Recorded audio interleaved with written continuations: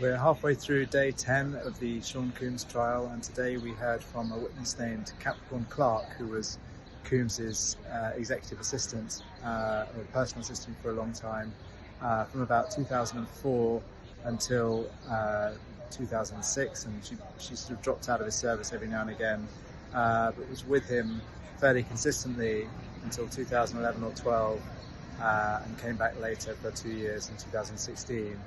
And she told some quite remarkable stories about working for him. She told us that on her very first day of service, Combs learned that she had previously worked for Suge Knight of Death Row, the Death Row label, who was sort of seen as a rival of Combs. And he took her to Central Park with one of his security guards and said that if anything happens, they might have to kill her. And she said that he seemed quite serious, and she just sort of said, well, we'll just have to see what happens. And the security guard next to her seemed very serious as well.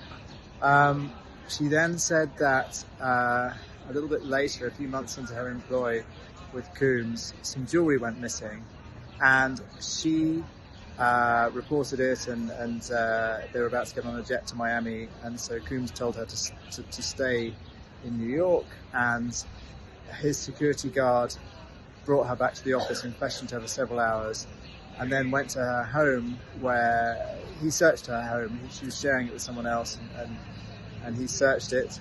And then the following day, she was taken to what seemed to her like a sort of gutted, empty building. It turned out to be a building that would later be their headquarters. And she was made to submit to a lie detector test for 5 days. She described the man who was submitting the test as an extremely large man. She said that he was as wide as 2 linebackers, and he said to her that if she didn't pass, they were going to throw her in the East River. And she said every day, she was brought back every day. He couldn't seem to get the test to work because she was so incredibly nervous, understandably, I suppose.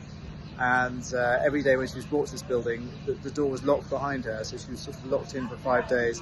After 5 days, the lie detector test man said that the tests were inconclusive, and that seemed to be that, although there was no sort of resolution to what had happened to the jewellery.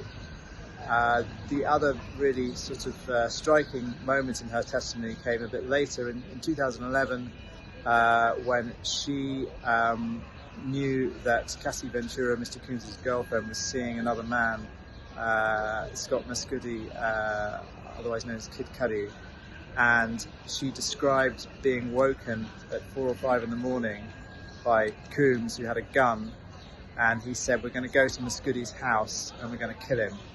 And so she testified to this, that she was basically taken to Mescudi's house. She described a sort of car chase when Mescudi then arrived. She had called Cassie Ventura on a burner phone she'd bought for Ventura to try and keep all of this quiet from Combs.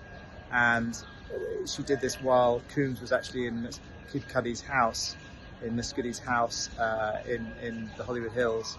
And she called Cassie, and when Combs came out of the house, he said, who are you on the phone to? And he called the last number and saw that it was Cassie Ventura. The final and possibly the most dramatic piece of testimony related to a day in 2011 when Combs allegedly woke her at 5:30 in the morning, and he had a gun, and he made her get into a car and drive to the home of Scott Mescudi, who was a man, a rapper, a musician known as Kid Cudi, who Cassie Ventura was dating. Cassie Ventura was seeing him apparently without Combs' knowledge, and Combs had found out. And she says that they went to Mescudi's house, and Combs said that he was going to kill him. And when they got there, Mescudi wasn't there, and she says that Combs and a security guard, Ruben, went into the house. They managed to get into Mescudi's house. While they were in there, she called Cassie Ventura on her burner phone, as she put it, her phone that she bought for Cassie Ventura that Combs didn't own the contract to. And she sort of told him, oh, they're in his house, they're in Mescudi's house, and Mescudi was there and drove over, and as she described it, sort of pulled up behind them, and there was then a sort of car chase, according to her.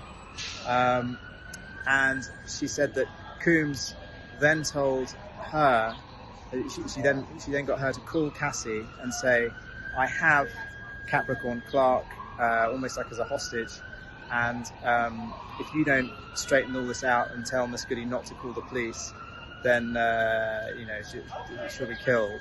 So this was all her testimony. She said that eventually Cassie Ventura came back to Combs's house, and they met her outside Combs's house, and she saw Combs began kicking Cassie Ventura, kicking her repeatedly, and she was told to walk away.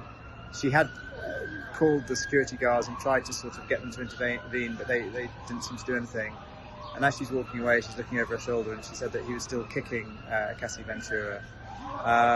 And so she's now being cross-examined about all of this, and essentially what she describes as repeated threats by Combs while she was working for him. And I think part of the defence is going to be that she liked working for Combs, that she admired him as a businessman, and that there were parts about working for him that she really enjoyed. And I think they're also going to try and cast doubt on some of the things she says happened to her. It's hard to put into words how honored I have been to represent Cassie Ventura. Since we filed her civil complaint in November of 2023, she has shown such great courage and bravery for stepping forward, and she has now testified throughout this entire week. She's done so under the most difficult of circumstances, just about to give birth to her third child, and under some very difficult circumstances because of the subject matter of what she testified to. This week has been extremely challenging, but also remarkably empowering and healing for me. I hope that my testimony has given strength and a voice to other survivors and can help others who have suffered to speak up and also heal from abuse and fear. For me, the more I heal, the more I can remember. And the more I can remember, the more I will never forget. I'm glad to put this chapter of my life to rest. As I turn to focus on the conclusion of my pregnancy, I ask for privacy for me and for my growing family. Over the past 5 days, the world has gotten to witness the strength and bravery of my wife, freeing herself of her past. There has been speculation online surrounding how it must feel for me to sit there and listen to my wife's testimony. I have felt so many things sitting there. I have felt tremendous pride and overwhelming love for Cass. I have felt profound anger that she has been subjected to sitting in front of a person who tried to break her.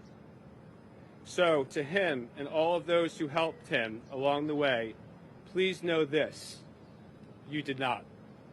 You did not break her spirit nor her smile that lights up every room. You did not break the souls of a mother who gives the best hugs and plays the silliest games with our little girls. You did not break the woman who has made me a better man. Resilient is a word that comes to mind. She is a remarkable person. I mean, I've been representing victims, and I don't like to rank clients because they're all amazing people in their own right.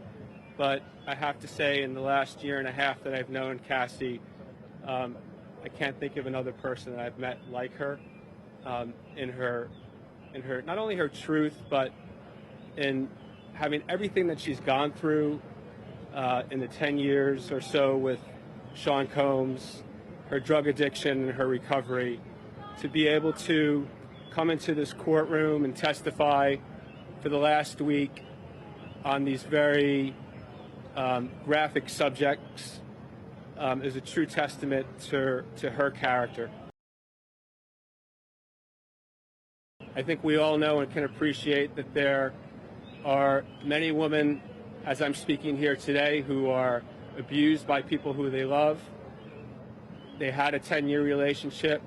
I think she readily admitted that there were some good times in that relationship, but that doesn't that does not obviously permit someone to do the things that she testified to her, and to control her and to subject her to physical and mental abuse that she suffered.